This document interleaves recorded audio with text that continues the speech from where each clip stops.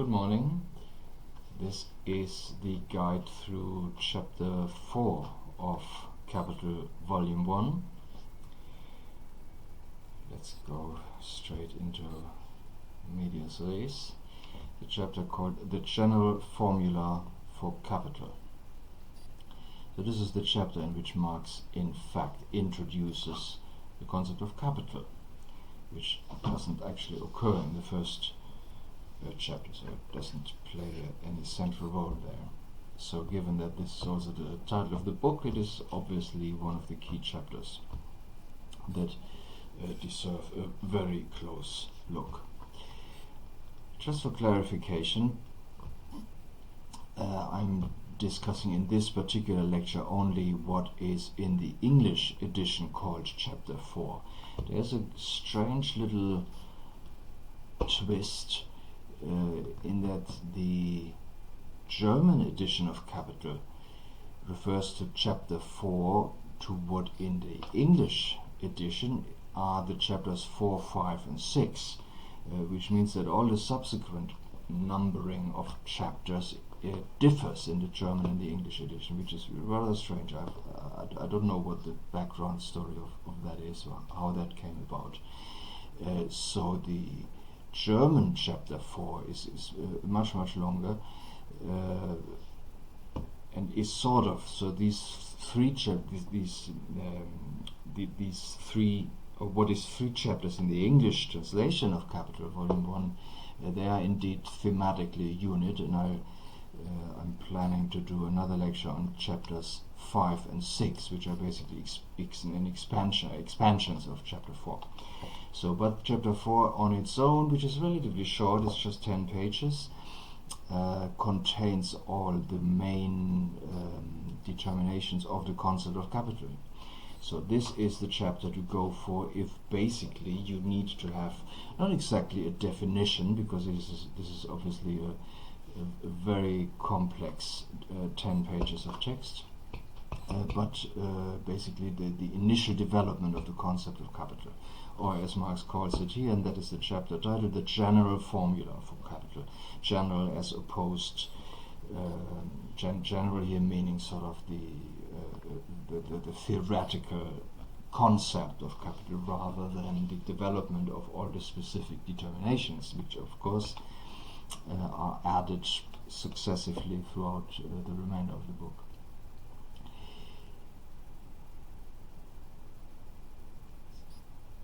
So one of the things, or one of the difficulties, if you like,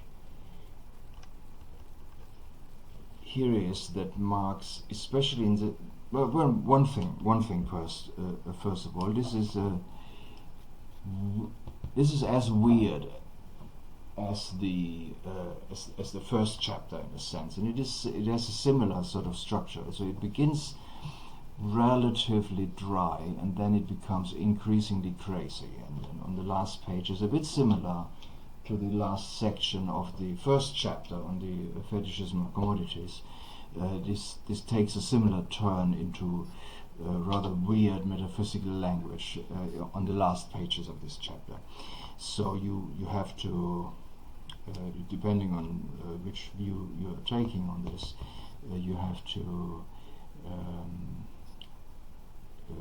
survive the relatively dry beginning, and then come all these sort of more juicy bits with weird imagery and theological language and all the rest of it. So in that sense it is quite similar in the sort of in the drive or in the dynamic of the way it is written. Another thing that is important here to keep in mind is that Marx constantly switches between basically a logical presentation, which is what he means by general formula, so a logical conceptual development of the concept of capital, and a, if you like, empirical historical determination of the concept of capital. And these two aspects are constantly sort of he's kind of switching in between them, so he doesn't necessarily always indicate when he's moving from the one to the other. So that is something that basically the readers have to do, and that is a source, I think, of many of the, well, if not misunderstandings, then at least say the different interpretation, or let's say it is a source of the fact that there are so differing interpretations of some of this material, because sometimes you could read it as a logical determination, and sometimes you could read it as a historical one. So, for example, this begins already in the first paragraph here. He says the circulation of commodities is the starting point of capital. Now, what is a starting point? Starting point is quite an ambiguous concept. Starting point could be a historical concept, so it could be historically the history of capital begins with the circulation of commodities, which I don't think it means here. Or it could be a logical starting point, saying if you logically think about it, if you conceptually think about capital, then the starting point is the circulation of commodities, which I believe is what Marx is trying to say here. He says he follows this up then with the production of commodities, their circulation, and that more developed form of their circulation called commerce. These form the historical groundwork from which it rises. So he shifts instantly to a historical argument, and then saying here the modern history of capital dates from the creation in the 16th century of a world-embracing commerce and a world-embracing market. So that is clearly a historical observation, right? So that is a historical empirical fact with which Marx begins the chapter in which he describes what he actually means when he's talking about capital.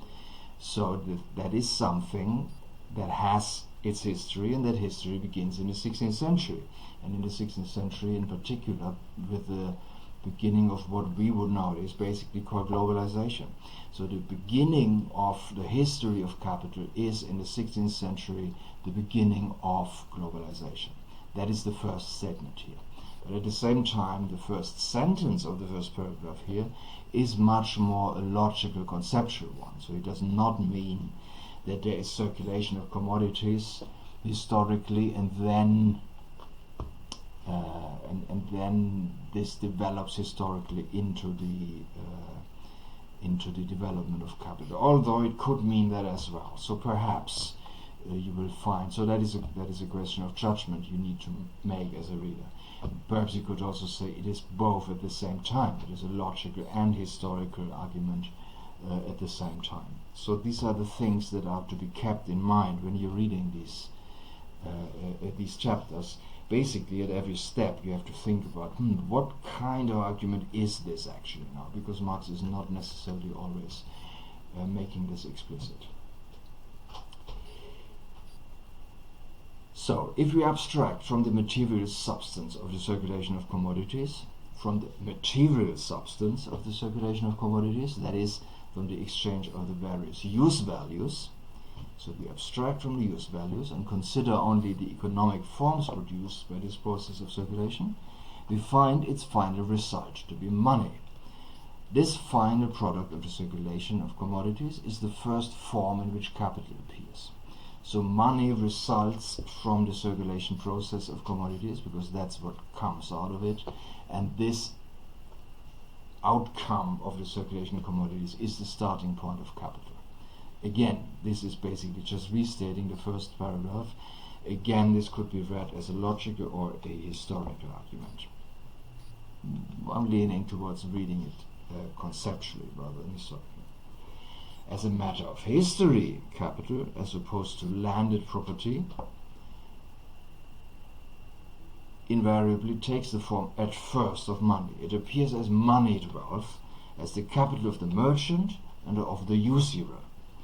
But we have no need to refer to the origin of capital in order to discover that the first form of appearance of capital is money. Look here, he says, he makes a historical argument and says, but actually we don't need to make this historical argument. And instead you can make a logical, conceptual argument. And then comes the sentence, we can see it daily under our very eyes. So he switches from a historical delineation of the concept of capital to what you could perhaps call a phenomenological one. So he says we can simply look at the phenomenon that we experience in our everyday lives and analyze that conceptually, sort of not even necessarily looking at the history. So you can see in the way this argument is constructed, Marx is proposing you could either go through basically what would be a sort of a historical sociology of capital, or you could have a sort of a micro-analysis starting in the present in the context of everyday lives. So these are the two perspectives that are constantly there in the way Marx is writing here. I made a note here. I believe this is simply the point I've already made, that you have these two sort of modes of presentation here. So all new capital begins in the shape of money. Money, however, has to be transformed into capital. So money does not simply be capital. So money, in Marx's description here, can either be just money, money as money, or it can be capital, which is different from being simply money, just being money. That would be money being capital. So that is the first distinction with which he starts here. He says the first distinction we notice between money that is money only and money that is capital is nothing more than a difference in their form of circulation. And now comes this this passage where he introduces these two formulas, MCM and CMC. I'm not entirely sure whether Marx is sort of having kind of having a bit of a laugh here using these formula, or whether he actually thinks this is the most the clearest way of presenting this. I don't know. For me, this is always a kind of a bit almost a bit humorous, the use of these formulas here. But maybe this is actually the way he thought this is most clearly presented. So we have the first formula that describes the circulation of commodities. This formula is CMC, commodity, money, commodity. So you have a commodity, you change that into money, and that money is then changed into another commodity. That's what he calls the simple form of circulation of commodities. Basically, you produce something that might be, if you think of maybe a sort of a peasant household that produces some stuff that they then bring to the market. They get money for that, but they spend that immediately because they buy something else which they need. So that is a very simple form of circulation, the purpose of which is to get hold of that other commodity that you don't have and that you need. That is basically described by Marx as not capitalist. That is basically a non-capitalist form of commodity circulation. The decisive descriptor here is basically the intention with which people engage in that circulation. The intention is to get hold of a specific commodity, in particular for their utility, because you need a particular other thing that you don't have, and only for that you engage in that circulation, the transformation of a commodity into money, and then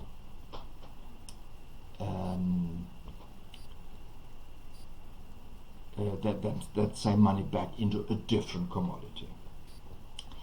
And then he says, but alongside of this form we find another specifically different form, MCM, money, commodity, money. That means you start with money, and you remember from the previous paragraph, he says money is where the existence of capital basically starts.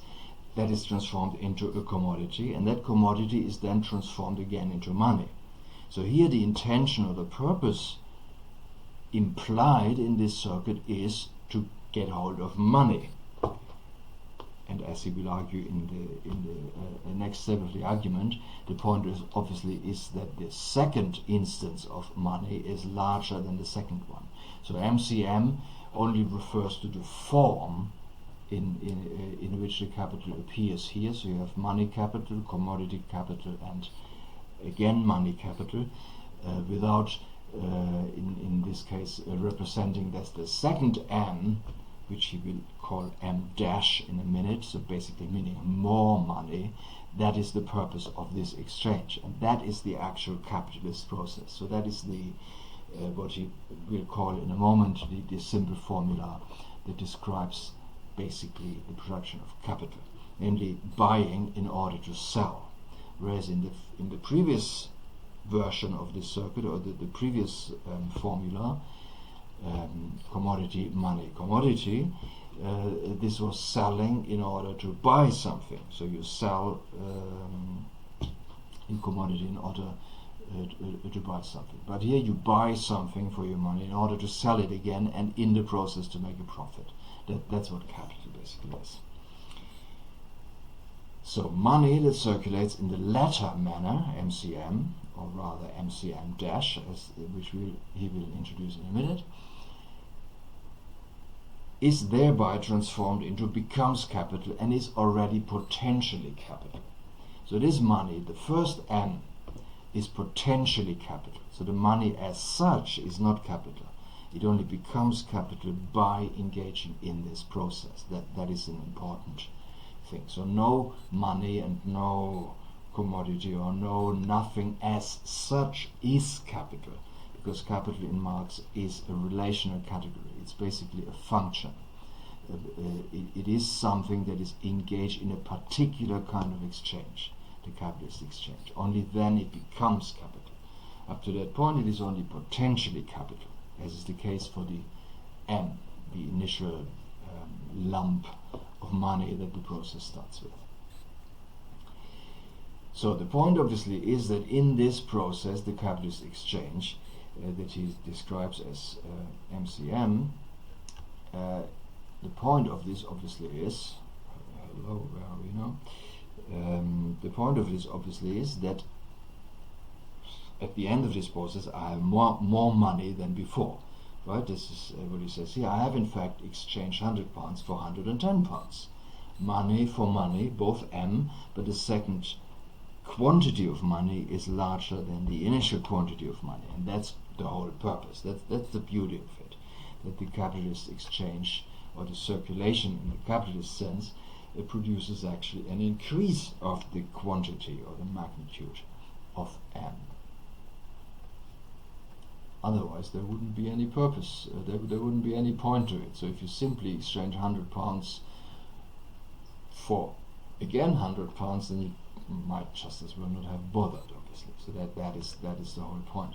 It's obvious in a sense, like many of these things are kind of obvious if you think about them, but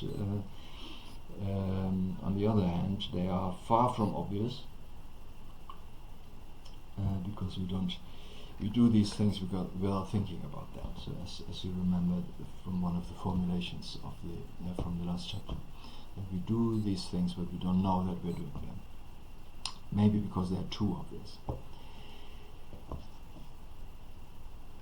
So he goes on here a little bit in more detail to explain the difference between these two circuits, MCM and CMC. So we sort of I described that more or less, and then he adds here a formulation: money in the MCM circuit, money therefore is not spent; it is merely advanced.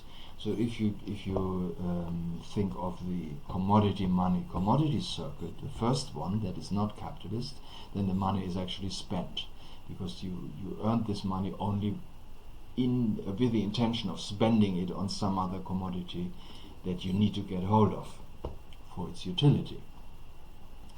In the second circuit, the MCM circuit, the money is not actually spent, because you have the full intention and the expectation of getting it back. So the money is actually merely advanced, and you're getting it back with an increment. That's the point of it. That's the point of capitalist production, to get your advanced money, the advanced capital, back with an increment.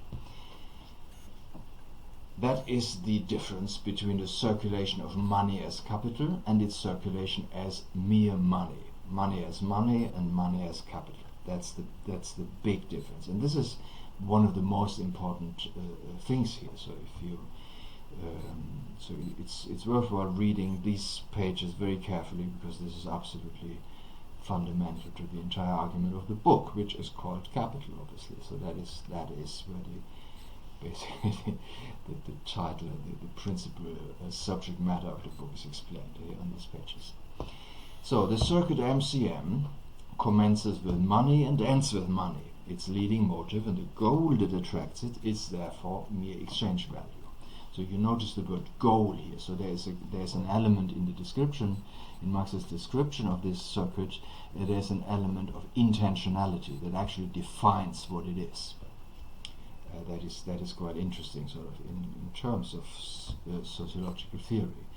What the distinctiveness of it is determined in terms of the intentionality with which this act is conducted. In the simple circulation of commodities, the CMC circuit, the first one, you have commodities of equal value, but obviously they would be differing in their qualities, in their utility, so they're differing use values, otherwise it would be again totally pointless to exchange them, such in the case of corn and cloth. So you bring corn to the market, you get money, and the money is then exchanged into cloth, so you end up with the same value, hopefully, unless somebody cheated you, but in the normal case the same value, the same quantity of exchange value, but a different use value, because what you wanted is to get those cloths, because you had a surplus of corn in your production in this example. So it is otherwise in the circulation MCM. So both extremes have the same economic form, that is M. So M, money, is the form of that value. They are identical on either side. MCM at the beginning and at the end is both M, same form. They are both money, and therefore are not qualitatively different use values. The use value of money is in this case simply to serve as a medium of that circulation. That is the use value, and that is the same on either side. Or in a more mediated sense, you could say the use value of money is to make profit, to allow the owner of that money to make a profit, so to engage in this capitalist circuit. That's the use value, but that is equally the same on either end of the M. So they're both money, they're not qualitatively different use values, for money is but the converted form of commodities in which their particular use values vanish. So that is the important thing. That's what money does. Money eclipses or brackets out the particularities of the commodities, their particular specific characteristics that constitute their specific use values, their utilities. And these commodities are reduced to their exchange values in the form of money. And it is only the exchange values that take a specific material form in their form of appearance as money. That's the trick. That's the amazing thing that money does. It abstracts from the specific things and gives the abstract value concrete form, which is the money.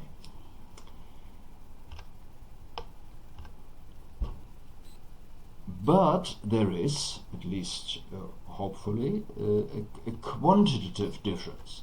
So if you are a capitalist who engages in exchange circuits where at the beginning and at the end you have the same amount of money, then you're not a very good capitalist, right? So you will probably stop being a capitalist fairly soon. So the whole point is, of course, that the quantity of M is different. And that's why he introduces here the kind of the definite formula that describes the concept of capital, which is MCM dash, where M dash means M, money, plus delta M, delta meaning difference, money plus the difference between the initial and the final quantity of money. So the original sum advance plus an increment. Increment is the M dash. The dash represents the increment here. And that's what he calls surplus value. So this is one of the key concepts in the book Capital, absolutely crucial for Marx's theorization of capitalism. The value originally advanced, therefore, not only remains intact, so it's constant, it was only advanced and it comes back to the capitalist, but adds to itself a surplus value or expands itself. It is this movement that converts it into capital. So only through this process that produces the increment, the lump of money turns from money into money as capital. That is the magic. That's where the magic happens, in the production of the dash.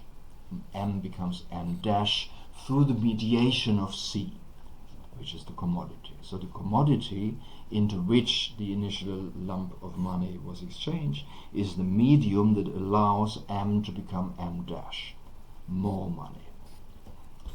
That is basically the concept of capital.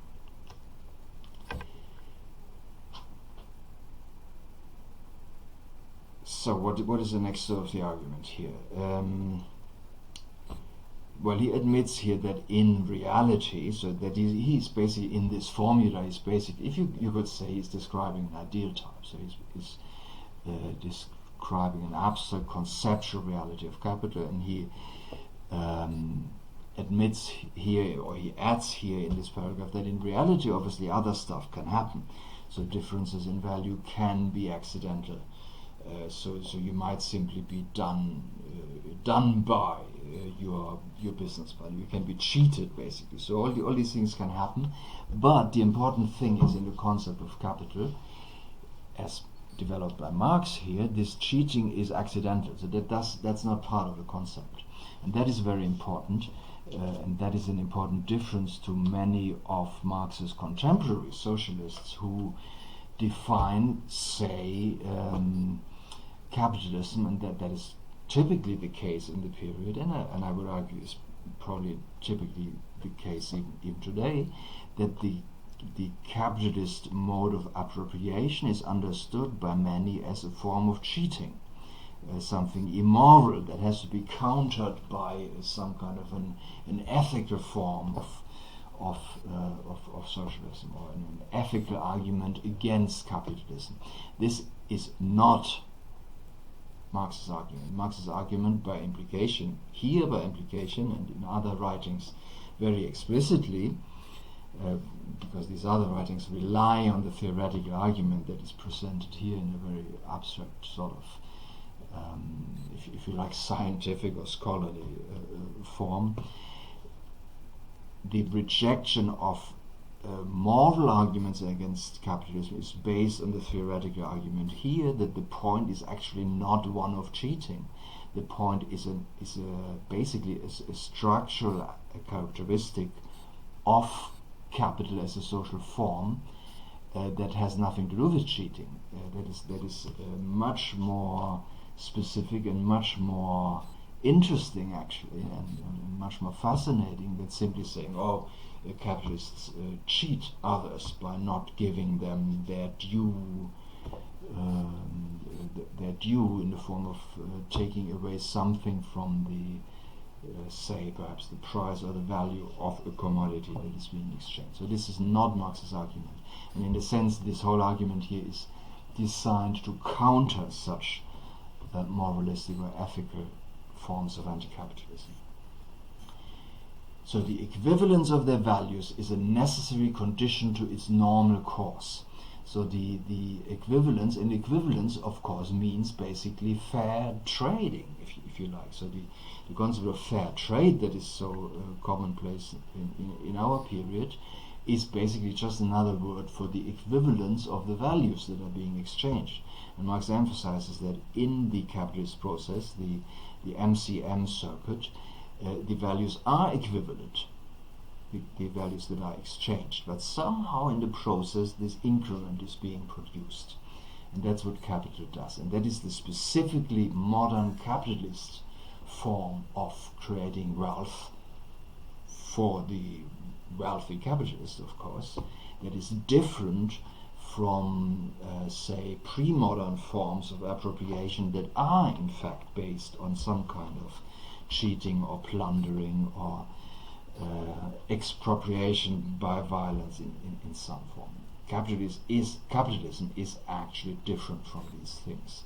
And what Marx is after is the specifically modern characteristic of the capitalist mode of production, and also, if you like, the capitalist mode of expropriation that is always implicit here.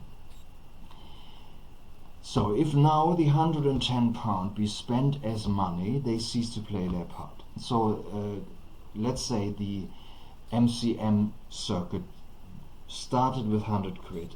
The 100 quid become 110 in the process. That is, M becomes M dash. So now you have 110.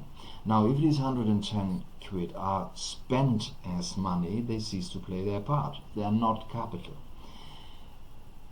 Withdrawn from circulation, they become petrified into a hoard, or they are simply expended for consumption. So petrified into a hoard means if you basically take your £110 and you put them under your mattress in the form of whatever, gold nuggets or whatever it may be, they are not capital. So they are only capital as long as they're in that circuit of MCM dash. Anything that is outside the circuit MCM dash is not capital. And that goes for all forms of capital: money capital, commodity capital, that is in the middle, the C, also machinery and real estate, all these things. As long as they are in the part of this process that produces surplus value, they are capital. As soon as they are outside that process, they are hoard. They are just a kind of a stash of money that potentially could become capital at some point later. So again, the same point he's made at the beginning, he's making here again. You see the typical sort of repetitions are even here in this very short and actually very dense chapter. The simple circulation of commodities, selling in order to buy, is a means of carrying out the purpose, right? The emphasis on the purpose, the intentionality of with which one is engaging in this process, unconnected with circulation, namely the appropriation of use values, the satisfaction of wants. You need something, you need clothes, and you have enough corn to give away some of the corn in order to get these clothes. The circulation of money as capital is, on the contrary, an end in itself. And here begins the interesting section of the chapter, where it gradually becomes more and more crazy in the way it is described, with this idea of an end in itself. That is where the sort of the slightly insane dimension of capital as a concept begins in Marx's description. So money as capital is an end in itself, for the expansion of value takes place only within this constantly renewed movement. The circulation of capital has therefore no limits. And that is, of course, an aspect, the limitless dynamics of capitalism, that is one of the key aspects in contemporary discussions of capitalism, in particular in the context of, climate change, the ecological question, all these things, but also in the question of labor, the necessity of labor in society, right? You have the argument, which, of course, you're familiar from all kinds of sources, not necessarily Marxist even, that we are living in a society that could abolish very large parts of labor that is being done in society, but it doesn't do so. And that has to do with this particular characteristic of capital as being basically a limitless, never-ending purpose that has its end in itself. So it is this self-moving, self-generating dynamic. And this is the idea that Marx is developing on the last pages of this chapter. And these are some of the most influential and most important pages in Capital, I find anyway. The idea of this limitless, mad character of capital. So the MCM circuit is about the appropriation of ever more and more wealth in the abstract wealth, as opposed to concrete wealth, which is the wealth of use values, of actual utilities, things that are useful and pleasurable. So we have abstract wealth in the accumulation of basically exchange values as the expression of value in the abstract. That is the sole motive of this entire operation. So it is a kind of a process that sort of, or you could say, that liberates itself from the more mundane practice of producing and exchanging and acquiring use values, because you need them.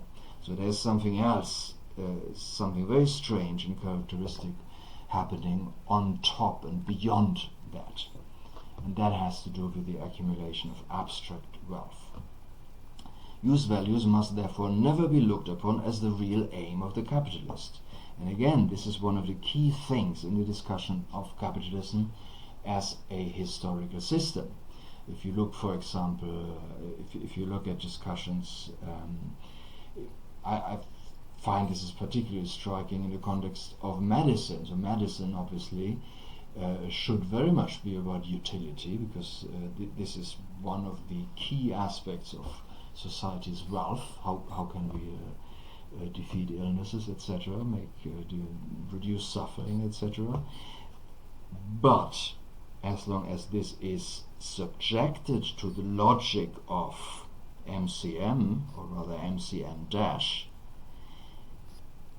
the production of use values of useful medicines is more or less accidental, and it only happens if it is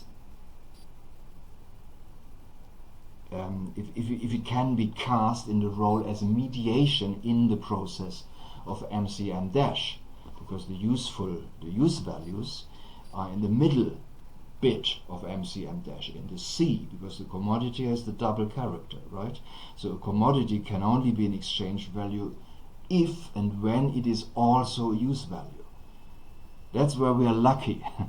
So in a sense, luckily, the C bit in the middle, the mediation in the process M to M dash, has to produce use values. And that's why at least we get some use values out of the process. That is the concrete wealth that capitalism does produce. And of course capitalism has produced enormous concrete wealth.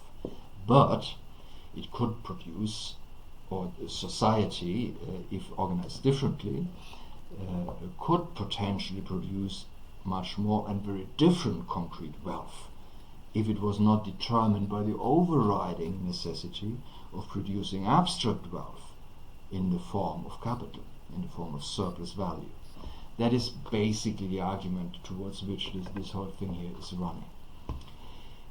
So use values are not the aim of the capitalist, but the expansion of M to M dash. That is the intention, that is the goal.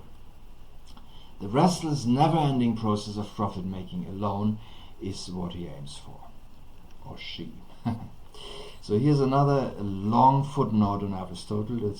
I'm not going into this here, but if you're reading this, again, Marx is fascinated by how much Aristotle was able to describe in his totally different historical context. So Aristotle described some things, and actually remarkably many things, that are pretty similar to modern capitalism in a society that is completely different.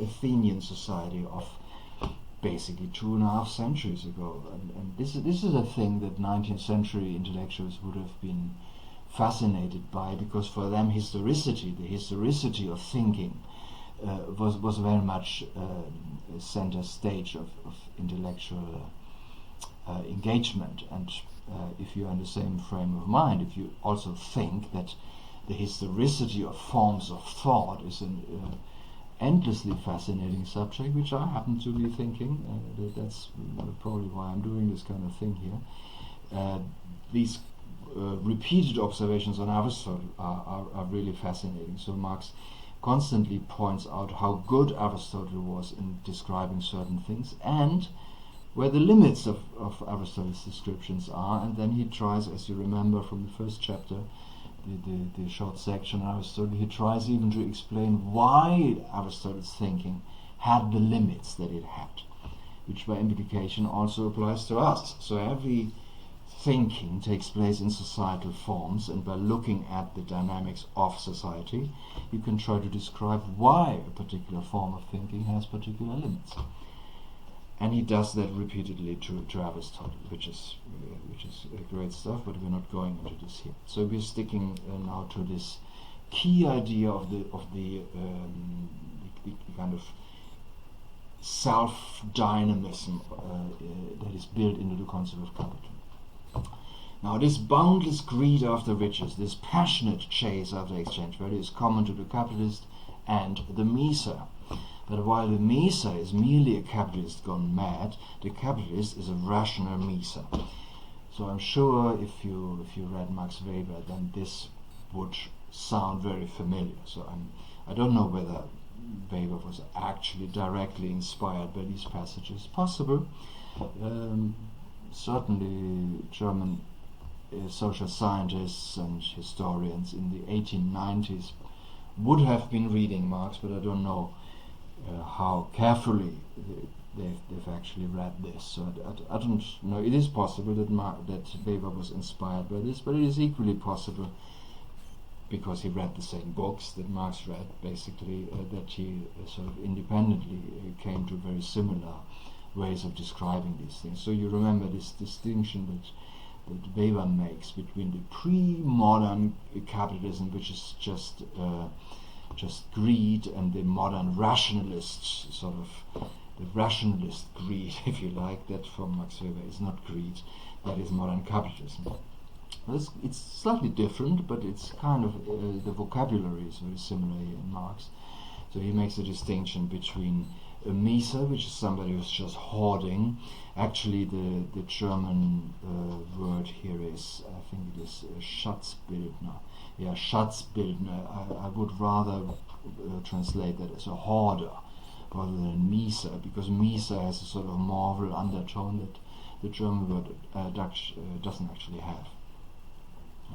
What is the other here, which is just reminding myself of the very obvious sort of parallel to what Max Weber was writing basically more than 30 years later in very similar words. So the idea that somebody who's just hoarding wealth is basically mad, because from a modern capitalist perspective, it is crazy just to hoard wealth and not to spend it.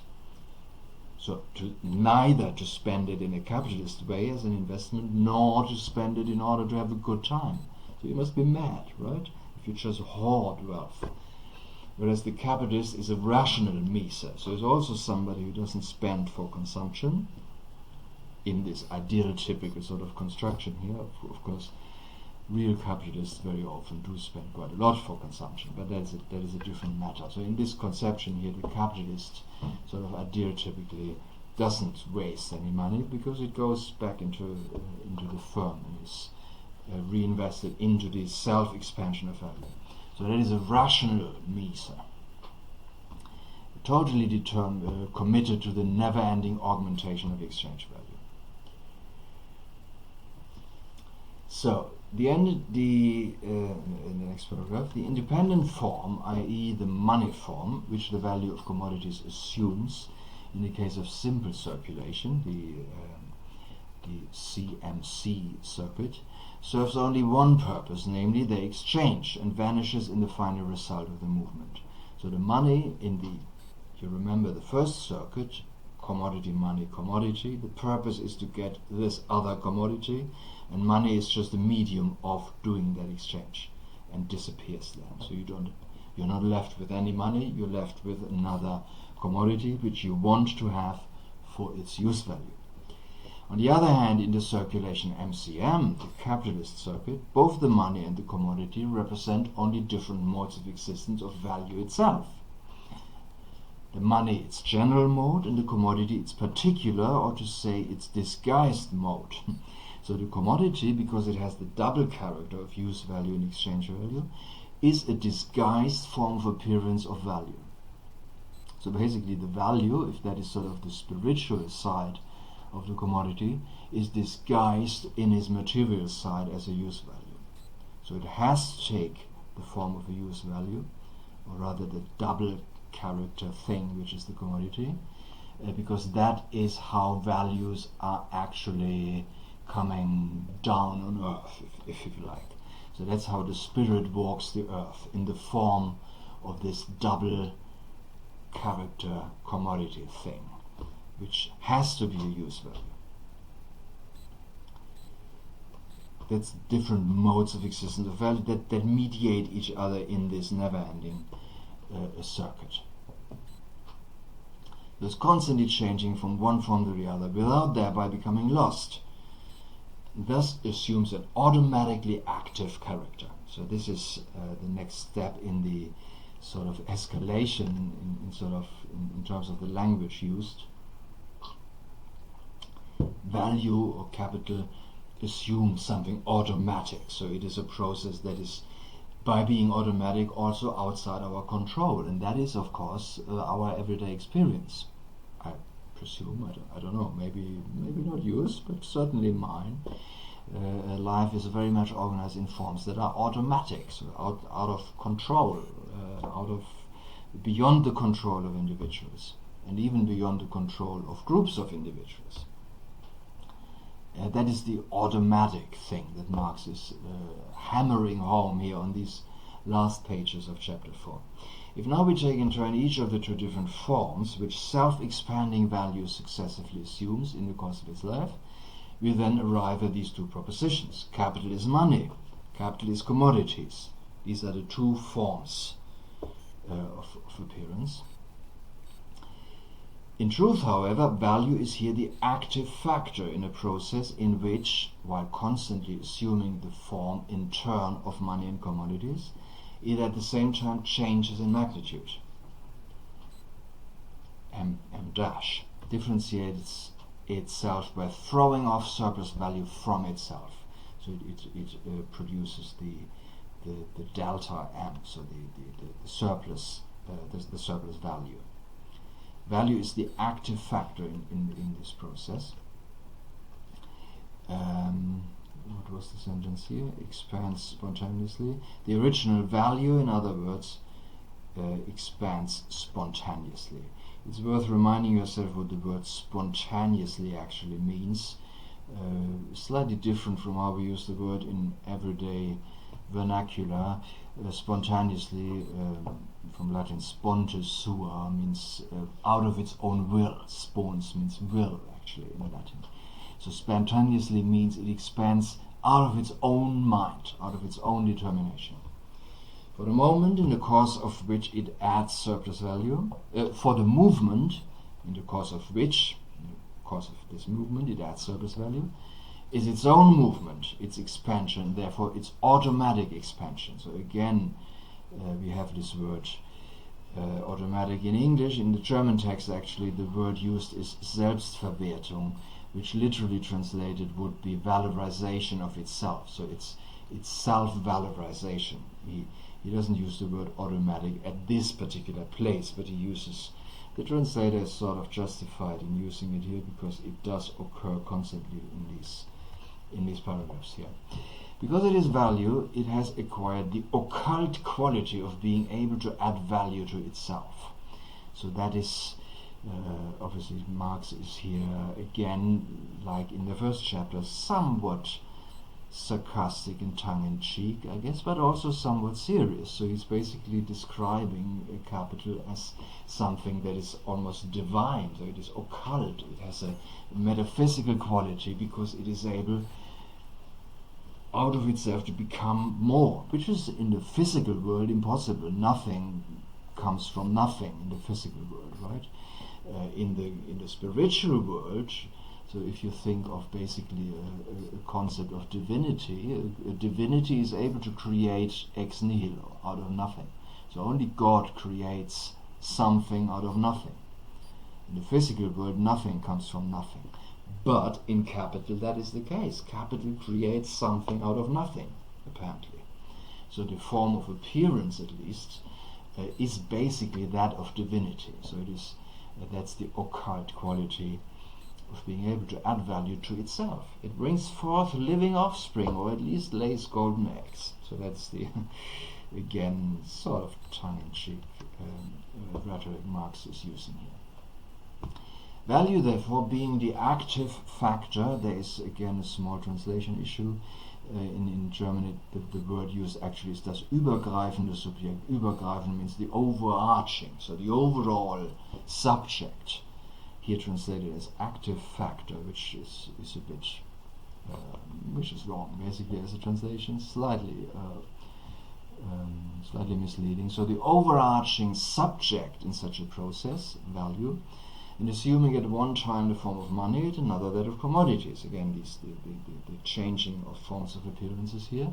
But through all these changes, preserving itself and expanding, it requires some independent form by means of which its identity, again a more philosophical bit of vocabulary thrown in here, may at any time be established. What is the note here?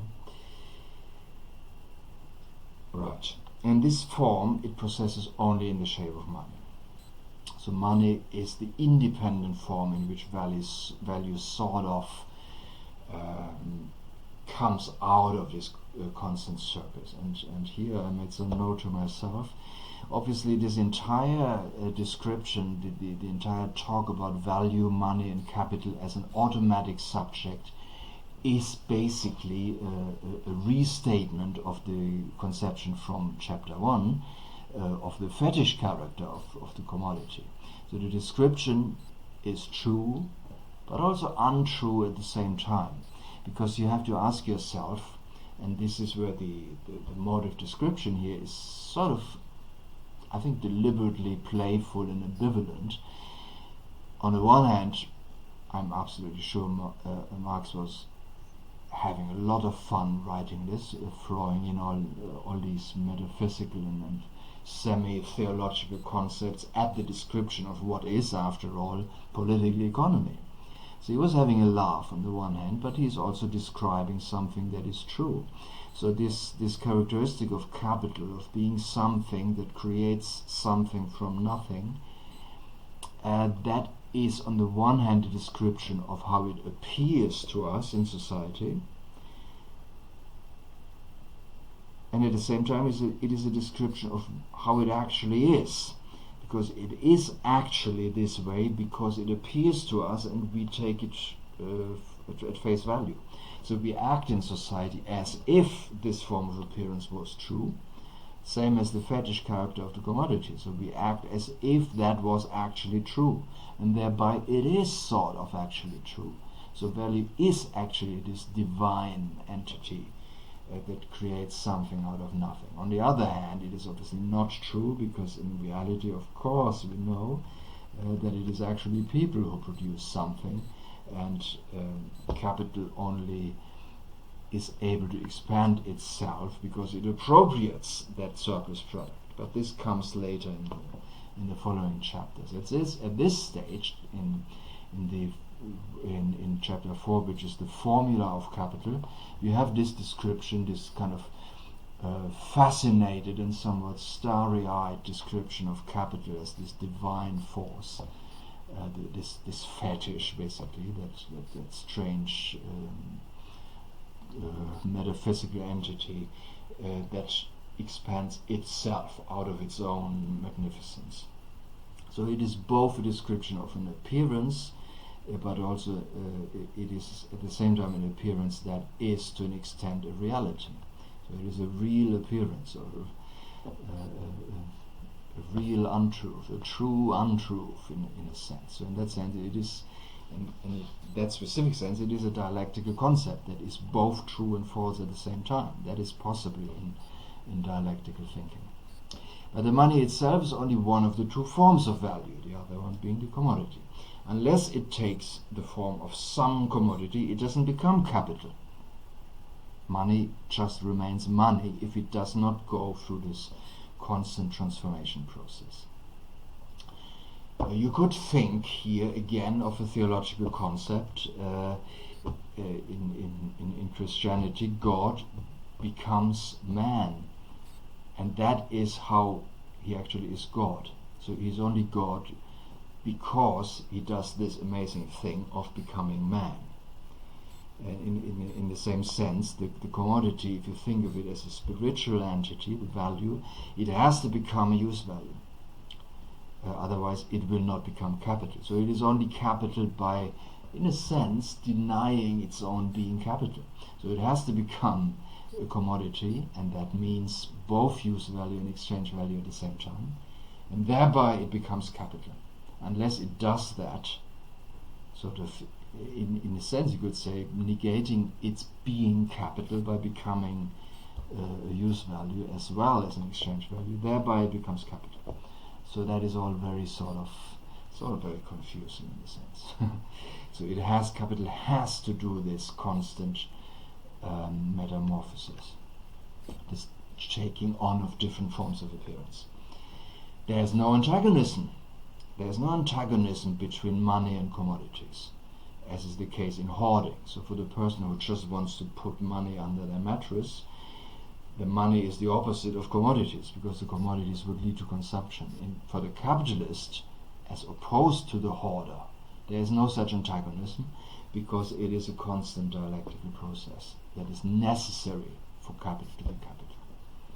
The capitalist knows that all commodities, now it gets a bit tricky here in the rhetoric. The rhetoric is running away with Marx here in this particular place. However scurvy they may look, or however badly they may smell, are in faith and in truth money, inwardly circumcised Jews, and what is more, a wonderful means whereby out of money to make more money. Now this sentence is rather complicated. There are several things going on here. The German word that is translated here as scurvy is lumpig. Lumpig is a bit, it's sort of the same word that you have in lumpen proletariat, so like the really most miserable class in society. That's the reference here. The idea here is that the commodity has a kind of a lumpige, a kind of a dirty and smelly side to it. That is the material use value side of the commodity, and it has an inner spiritual side to it. That is the value that he describes here, so totally sarcastic, in tongue-in-cheek, with the terms of faith and in truth. So the value is the truth of the commodity, whereas the use value is the curvy and smelly reality of it. So commodities say, you could literally think of a very smelly commodity, like a very smelly whatever, cheese or garlic bread or whatever you may think of, smelly and dirty, right? But actually it has a pure soul in it, and that soul is the exchange value. So the capitalist knows, I'm sure even the formulation, the capitalist knows, is sort of tongue-in-cheek and sarcastic, because Marx does not really think that capitalists necessarily know very much. They need to know very little, because they just do these. They do what they do because of what they are, basically. So they automatically do these things without necessarily knowing very much. So this sentence in itself is sort of somewhat joking. The whole sentence is completely sort of tongue-in-cheek. So, however smelly and bad-looking these commodities are, inwardly there are truly spiritual things. And then he uses this, for us, surely rather disturbing phrase, and this is one of the instances that are sometimes referenced for making the argument that Marx had a sort of anti-Semitic streak to himself, which, well, you could say that, but you do not necessarily have to say that. So it's a tricky issue, this formulation, inwardly circumcised Jews. So basically these commodities outwardly don't look circumcised. So from basically circumcised stands here for a dimension of purity and kind of piety. So the circumcision is obviously a sign of purity and piety, and the commodities don't look like they are pure and pious. They look dirty and smelly. And I'm sure there's a sort of undertone here that obviously if you need to feed in some context here. So in the 19th century Europe, the Jewish population of Europe, in their huge majority, were extremely poor people in some of the poorest areas of Europe, living in squalid conditions, etc., etc. So having this reputation, so there is a sort of a connotation in the public imagery of Jewishness and extreme poverty and dirt, etc. So this is the scurvy and smelly aspect. But at the same time, they're very religious people, so inwardly pure and spiritual, etc. So obviously Marx is being sarcastic here, because being of Jewish background himself, he knows very well that the piousness is not necessarily quite what it seems to be in the public imagination. So these are, he's playing with these images, which in themselves are surely anti-Semitic, but they are, in the context of the time, they are kind of the normal level of anti-Semitic imagery that you would have expected in European society at that time, and Marx is playing with that. So he's partly accepting this imagery, there's no doubt about that, and to that extent there is some truth to this, to the idea that Marx is himself reproducing these anti-Semitic images in small, strange comments like this one. Obviously, he doesn't think very much of it, so he thinks it is fine to make fun with this kind of imagery, which for us certainly is not fine, but we have to accept the fact that he obviously thought that is acceptable. So, okay. So the idea here is that the commodities are basically like these Jews, or rather this image of Jews in late 19th century European society, that they're outwardly materialist and smelly and dirty and rough and down to earth, sort of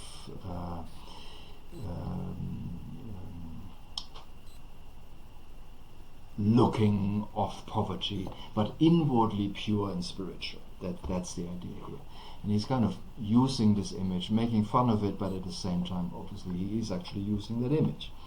So that is the ambiguity in this kind of formulation here. Now that is that thing, and then the last bit of this sentence is also strange, because he's now saying a wonderful means whereby out of money to make more money. Now that flatly contradicts the entire description of capital as automatic subject, because if capital is a subject, then it is not a means. Being a means is the opposite of being a subject. So I don't suppose Marx does that here deliberately, but sort of perhaps without noticing, he gives us a hint that the entire talk about capital as automatic subject is somewhat tongue-in-cheek, because actually, obviously, capital is, in this sentence here, a means. A means for whom? For someone. For capitalists, obviously, who are the actual subjects. In that part of the sentence, for making money out of money. So that is one particularly complicated sentence here, but you get the general idea and the kind of ambiguities that are built into the language here. So where are we? So we're going back to the CMC, the simple circulation, being contrasted again with MCM, the circulation of capital, where value suddenly presents itself as an independent substance. So we're going back to this image of basically the fetish, sort of the fetish version of capital, endowed with a motion of its own, passing through a life process of its own, in which money and commodities are mere forms which it assumes and casts off in turn. What is the note here? The actual German text is much more concise and more elegant, although the translation here is not bad actually. But the actual text says eine prozessierende, sich selbst bewegende Substanz, a processing substance that is moving itself out of its own power. So in the German formulation, you get much more a sense of the philosophical undertones of this. So the concept of substance is particular, sich selbst bewegende Substanz, so a self-moving substance. That's the actual formulation Marx is using here. That is literally taken from Hegel's phenomenology of spirit, but it is equally resonant with the entire history of metaphysics in European history of philosophy, beginning with Aristotle. So you will find formulations like this, self-moving substance, in metaphysical and theological writing throughout European intellectual history. So he quite deliberately uses this metaphysical language again here to describe capital. Capital is almost kind of godlike, a self-moving substance, a substance that doesn't need to be moved by some other thing. So it creates movement out of itself, which of course in the physical world doesn't exist. And nothing moves out of itself in physics, but in metaphysics that can happen, but it is only basically God or a divine substance that is able to do that kind of thing. And capital. So capital has this quality. Now another version of the same argument, capital enters into private relations with itself. That's also rather suggestive, playful formulation here. And now it becomes even more crazy in the rhetoric here. It differentiates itself as original value from itself as surplus value. So the M dash thing again. As the Father differentiates himself from himself qua the Son. Actually, the German text reads the God-Father and the God-Son. So this is again a play on Christian theology. So the God-Father differentiates himself from himself through the God-Son. Yet both are one and of one age. the joke here is that God-Father only becomes God-Father by having a son. So the God-Father becomes God-Father only in the moment that he has this son. That's why the Father and the Son are actually of the same age. And in a sense that is true of every father, sort of logically speaking. You only become a father at the point of the birth of the Son. So both Father and Son are of the same age. So the Father distinguishes himself from himself before he became Father through the Son. So the Son here in this comparison is the increment, the M dash, which differentiates M from the M before the M dash was produced in the circuit MC M dash. So that's the argument here. But they are basically identical. So they are both identical and non-identical, because M dash is more than M. But they are identical because as capital they are identical, because M only became capital in the moment when the M dash was produced, the Son, if you like. So the God-Father and the God-Son are sort of mutually constitutive in a certain sense. So you can only be a God-Father if you have a God-Son. That's the argument. Your argument is perhaps a bit of an exaggeration. It's more a joke, maybe, or it's a jokey argument, sort of, let's say. So for only by the surplus value of 10 quid does the 100 quid originally advanced become capital. And so soon as this takes place, so soon as the Son, and by the Son the Father, is begotten, so basically he's saying that the Father is begotten by the Son, right? The Son makes the Father a Father. So soon does their difference vanish and they again become one, namely 110 quid. So the 100 quid become capital only at the point when they're actually 110 quid. So the 100 quid are only potentially capital. So the capital of 100 quid is only a potential capital, and it actually becomes capital in the moment when it is actually 110. So in that sense, 100 and 110 are the same thing, which again, of course, is nonsense in physics, but is possible in metaphysics. Value, therefore, now becomes value in process, money in process, and as such capital. So the concept of process is constitutive of the concept of capital. That's the basic idea here. It comes out of circulation, enters into it again, preserves and multiplies itself within the circus, etc., etc. MM dash, money which begets money. Such is the description of capital from the mouths of its first interpreters, the mercantilists, that being the sort of 18th century political economists of the absolutists, from the period of the absolutist state, and so on. So, and that's basically the argument. So the formula MM dash is the short form of the concept of capital, whereas MCM dash is in reality the general formula of capital. That's that. Thank you very much. I hope you enjoyed that, and I hope I will produce the next recorded lecture on chapters 5 and 6, where this is further developed. Thank you very much.